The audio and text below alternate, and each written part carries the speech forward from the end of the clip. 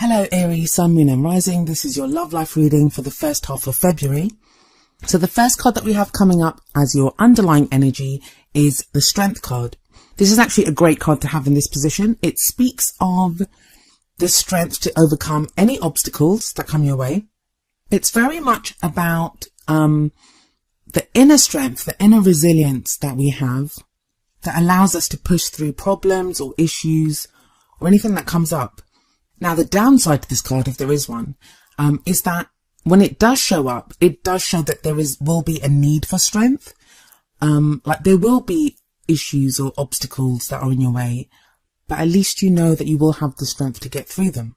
So like I said, that's a great card, a great energy to have as your underlying energy for your reading, especially when you combine it with the Chariot, which lies at the heart of your reading. And that's what your love life during this period revolves around. The Chariot speaks of victory. It says like victory is assured, but that victory is assured through your own determination, through your own work, and the progression that you make through your own efforts. As we can see in this card, we have two horses pulling a chariot. One of the horses represents our head, the other one our heart. And it's crucial that both are aligned and moving in the same direction. So the charioteer, and the charioteer here would be you, has to balance head and heart, has to control both and make sure that they're both moving in the same direction. And if you can do that, then yeah, the card says that victory will be assured. This does speak about progress being made at this time. And again, it combines, like I said, it combines really well with the Strength card, because not only do you have the strength to deal with anything, but also the determination to overcome and to win as well.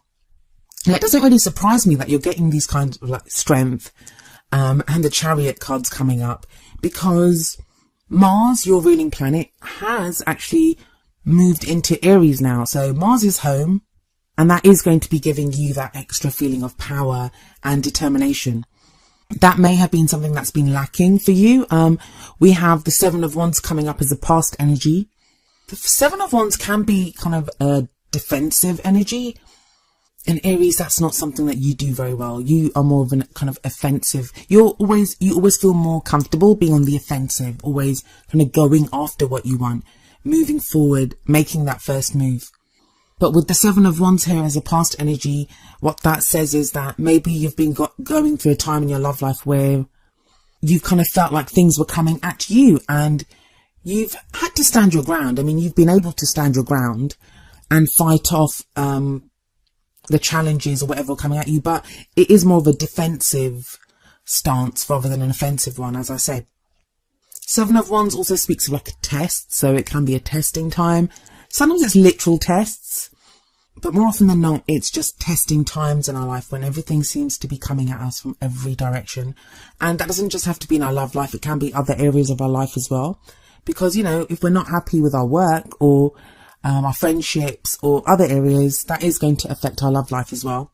But what the Seven of Wands does kind of force us to do, and it may have forced you to do this, is to understand and to define what it is that you stand for. So if you're standing up for something in your love life, maybe it's a relationship, maybe it's the people that you want to date or how you feel about dating. This kind of testing time that the Seven of Wands represents, it's going to have allowed you to really understand what it is that you're willing to fight for, what it is that what you stand for. I mean, that is what the card says, stand your ground. What is it that you're willing to stand your ground for? And it feels like a lot of you have now realized this, and you know, you've defined what this means for you personally. And that's whether you're in a relationship, single, or, you know, whatever your relationship status might be. But you move from this to a very kind of grounded, solid energy, because we have the Queen of Pentacles coming up in the present. The Queen of Pentacles is, like I said, is a very earthy, grounded energy. She knows what she wants. She's willing to work hard for it. She's very successful in what she does, but she's also very nurturing and supportive as well. Now, for some of you, that's how you're going to have been feeling after the Seven of Wands. So it feels like you're not so much on the defensive now. You're more settled and comfortable with where you are in your love life. For others of you, this is going to be someone that you're dealing with. This may be your partner. This may be someone that you have your eye on. It can represent an earth sign, which would be a Virgo, Taurus or a Capricorn. But it's always a little bit misleading to say that, because it may be an earth sign, but that earth sign may be somewhere else in their chart. It doesn't necessarily have to be their sun sign. It may be their rising or their moon, or even their Mars or Venus. But whether this Queen of Pentacles is you, or whether it's someone that you're involved with, and remember, even though it's a queen, it can be a male or a female energy. Combining this with the Strength card that is above it, that is a very strong, very formidable energy, but that kind of quiet strength, the kind of, what I'm really getting from this is very kind of solid, grounded energy. Where you don't feel like you have to defend what you're doing anymore. You don't feel like you have to fight off stuff, like you are just comfortable being who you are and where you are. For many of you, that's going to mean that this time in your love life is a time when you're pretty confident and stable. There may not be anything happening for some of you. It may be that there are still problems with the partner, or, you know, you're still worried about who you're going to date, or whether that person that you like actually likes you back. But you feel more comfortable in dealing with these problems, or dealing with these kind of obstacles or issues when they come up. And it actually leads to a really nice energy in the future where we have the Three of Cups. The Three of Cups often speaks more of friendship than it does of love and romance or those types of things. But what it does indicate is support, where you give support and you receive support. It may be socializing and hanging out with friends. It talks of a support network that you may have. Now, for some of you, this, especially if you're single, this may be that you're now going out with your friends more, that you have that grounded energy and you're able to get out there and socialize more and just spend time with the people that you love. For those of you that are single, some of you may meet someone through your friends. I also feel like this support network of the Three of Cups is what helps you balance your head and your heart, because it sits right underneath the Chariot. So we have maybe your friends giving you maybe advice, or even just being there for you, giving you that love, making you feel loved and giving you that support that allows you to balance your head and heart and propel yourself forward in your love life. I know when we talk about love, we think of romance and lovers and all of these types of people, but the love that we have in every other aspect of our life. So, you know, for our parents, for our siblings, for friends, for our neighbors even, that love is as important as well, because when we feel loved, it means we're more able to offer love and to go out and look for love of the romantic variety. For those of you that are in a relationship, it may be now that you're connecting with your partner, or in the future, connecting with your partner on that kind of friends level, where it's not just about how you relate to each other romantically, it's how you support each other. Maybe you're having fun together, or you're able to go out on a date together, and that may have been something that you've not done in a very long while. As we end this period, we have the Ten of Cups coming up as the crowning energy. And this is a great card. It speaks of, well, it's a happily ever after card, so that's what it kind of represents. We see rejoicing here. This can be celebration for some of you. Some of you may be getting married. This, or be looking to get married. I mean, even if you're not getting married during this phase, there will be this urge or this feeling to want to celebrate the love that you have. And even if you're single, this may, because it's Valentine's Day, obviously, at the end of this phase. So maybe you decide to go out to some kind of Valentine's ball, or to do something, even if you're single, go out to some kind of singles mixer or something. But there is this kind of urge to celebrate the emotions that you have, because it's reaching the end of a phase, and tens are all about endings, reaching the end of a cycle.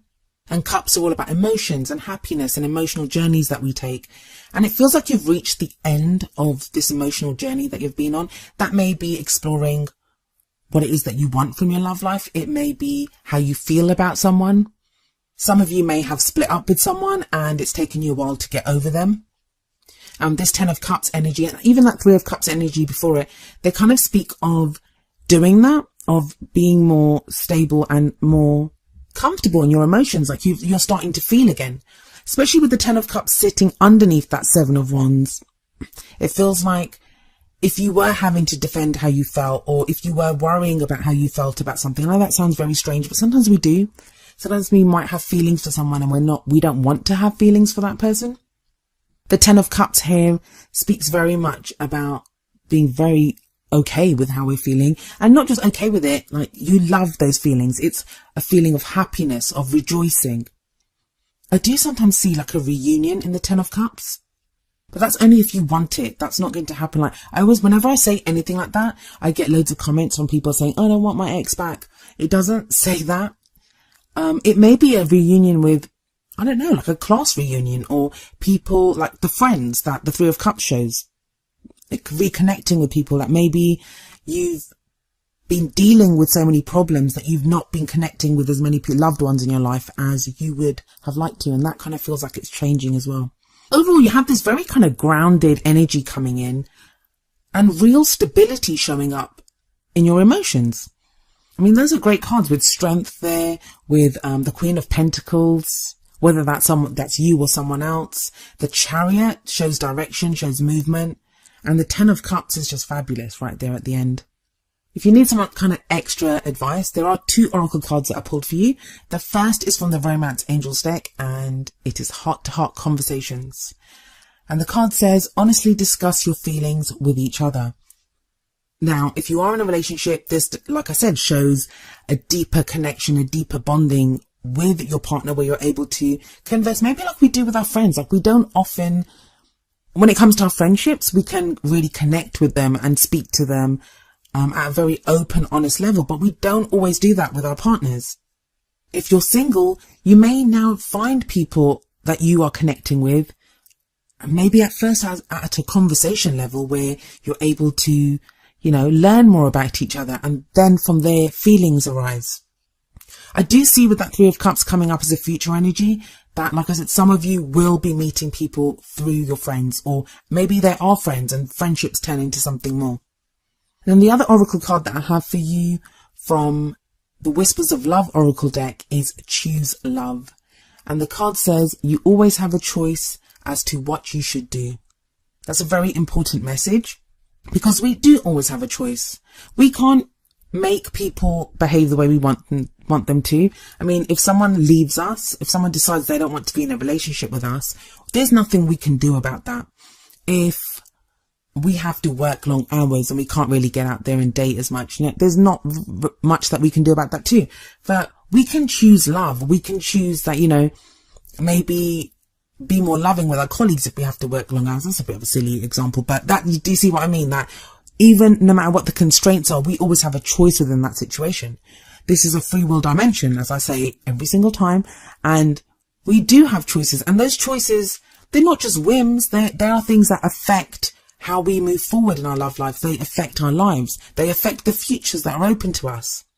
I mean, for example, if you look at the Seven of Wands energy here that's coming up in the past, if you were to decide that, if that being on the defensive, or say you decided that you didn't want to stand for something, that changes everything. If you decide you don't want to stand your ground when it comes to a relationship, you're just going to back off, that means the end of that relationship. And also, you're not going to feel as comfortable or as stable as the Queen of Pentacles does here in the present, because you'll have felt like you've given up on something. Sometimes you have to give up on things, but never forget that you have a choice, and that choice should come from love. We can try to be logical sometimes. If you look at the Chariot, and if you let the horse that governs the head run off by itself, you're not going to get very far. You need the heart. You need the heart to balance the scales.